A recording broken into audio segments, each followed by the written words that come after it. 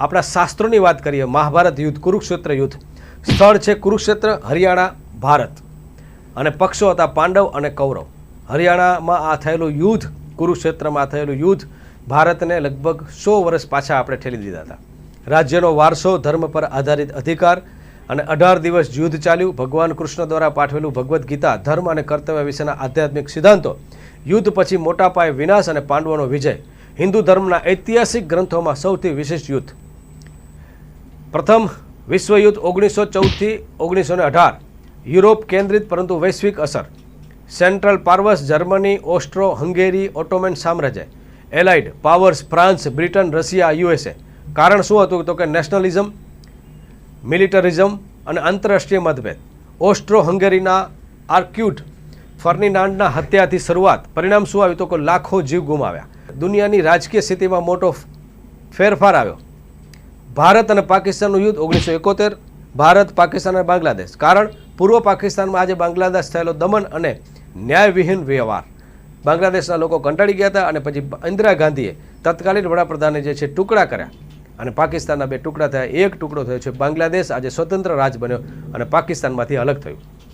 ભારતે શરણાર્થી સંકટ અને માનવ અધિકાર ઉલ્લંઘનનો જવાબ આપ્યો. વિશેષતા શું હતી? તો કે પાકિસ્તાની સેના સામે ભારતનો સ્પષ્ટ વિજય. બાંગ્લાદેશનો જન્મ, એક નવો દેશ. લગભગ 93,000 પાકિસ્તાની સૈનિકોએ આત્મસમર્પણ કર્યું. આજ સુધીનું સૌથી મહત્વપૂર્ણ યાંત્રિક અને વ્યૂહાત્મક યુદ્ધ ભારતમાં થયું હતું એ ઇન્દિરા ગાંધીના વખતમાં. ભારતના વડાપ્રધાન ઇન્દિરા ગાંધી હતા અને તે પાકિસ્તાનના 2 ટુકડા કરી નાખ્યા. Indira Gandhi addressed the armed forces.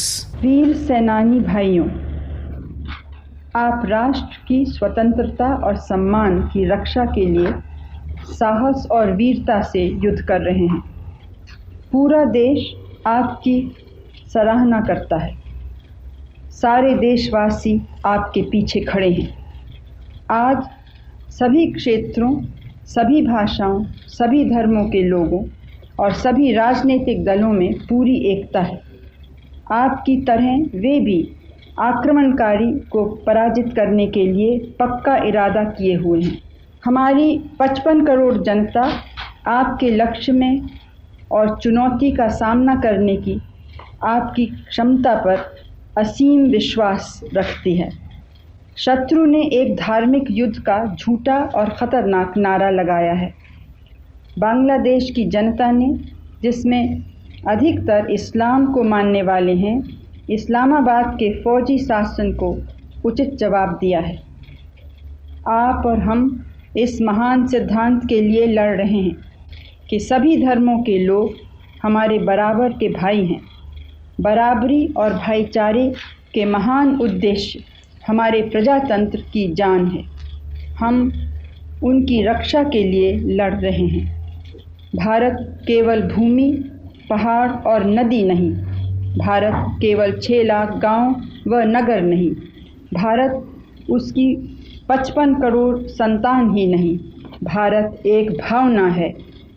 इस भावना की नींव उदारता और ऊंचे विचारों के लिए आदर के आदर्श हैं.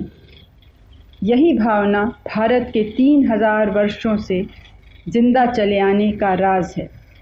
बहादुरी से लड़ो मेरे भाइयों, विजय हमारी है. जय हिंद.